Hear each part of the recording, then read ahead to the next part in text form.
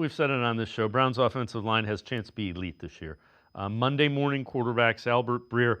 His thoughts on this Browns defensive line. If there's a position group that they're looking at and they're really happy with right now as far as where it is versus where it was at the end of last year, I'd look at that defensive line. Myles Garrett is Myles Garrett. But they have two new defensive tackles in Malik Collins and Mason Graham, who is the 5th overall pick. Those two guys both look like they could toggle back and forth between the nose and the 3 technique, which is necessary in Jim Schwartz's defense. Both those guys look like they'll be able to create chaos in the backfield.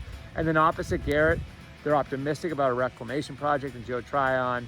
And then another young player they have who's come along is Isaiah McGuire. So overall, they feel like that group's come a long way from from where they were at the end of the year and going into the offseason, and could wind up being the strongest unit on the team. G. Bush, they're really good and they're young, and a lot of them are ascending. So early in camp, the D-line is dominant, which I love that. But the question I have is the defensive line that good, or is the offensive line that far behind? Ooh, that's a very good question. Why? Listen, I'm not stumped too often, but I mean, man, can I say a little bit of both? Yeah. I think one of the things that you see, he's right. Malik Collins is out here moving around. We haven't even talked about Mike Hall and him getting back out there and being upfield and doing things. Joe Tryon, I'm very intrigued by. Out of Washington, he was a first-round pick. I thought he played out of position in Tampa Bay.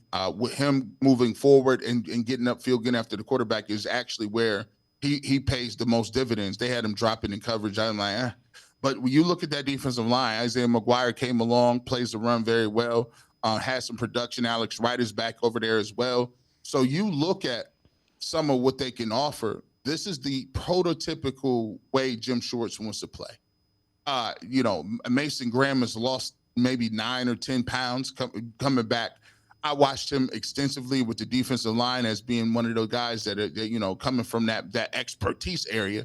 I had to go see what they're doing. And it's crazy because he said Myles Garrett is Myles Garrett. And it's kind of messed up because I think we're starting to get to the point where we're starting to do Myles Garrett like LeBron, where it's just like, yeah, it's LeBron. He's going to give you 27, 8 and 8. You know what I'm saying? It just is what it is. A couple of steals. He's the LeBron.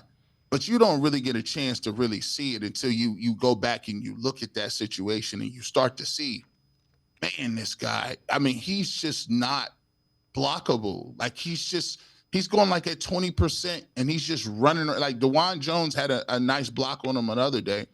And it was the first time he had blocked them all camp. And they almost threw a parade for him because it was just like, wow, I can't believe they told him to go, you good, just go back in. You go back in, DeJuan, we'll catch you tomorrow because this was a great rep. But Myles is just that dominant, man. And so when you ask me how do they look, the offense can't run what they want to. They can't run the ball. I mean, all the quarterbacks are rolling out. I mean, that Kenny Pickett, that's how he hurt his hamstring. He rolling out. Shador, all of them, they have a problem guarding these guys upfield. But here's the thing, too. I think the offensive line doesn't look as bad. I just think that they don't have one of those guys that's a bruiser. Go back and watch when the Browns was elite in 2020 run. I mean, you had elite Nick Chubb. You had elite Kareem Hunt. Yep. You had Dearness Johnson that people think could get 1,000 yards somewhere else. And all three of them had different skill set. Kareem Hunt can catch the ball out of the backfield and is a bear when it comes to getting ground on the goal line. Nick Chubb can run over you, run past you, or away from you. And Dearness Johnson had an extreme cutback vision. He was more of a slashing back. And they had all three of those guys working at the highest levels. Now, if you want to go back to running the ball, they were probably going to give Quinshon Judkins a lot of carries to be one of those kind of pounded in there guys. Dylan Sampson more of an outside, and Jerome Ford, he has some home runs and he has long speed. But when you take Judkins out of the mix, it's hard to find who's going to get them yards. Who's going to get that yard or 2 yards when you need 3 yards and it's a linebacker standing in the hole? That's what we need to see. Yeah, and that's, they're going to have to figure that out because Judkins probably 4 to 6, not going to be there for 4 to 6 games, I'm guessing. Man, he ain't even got no contract. Yep.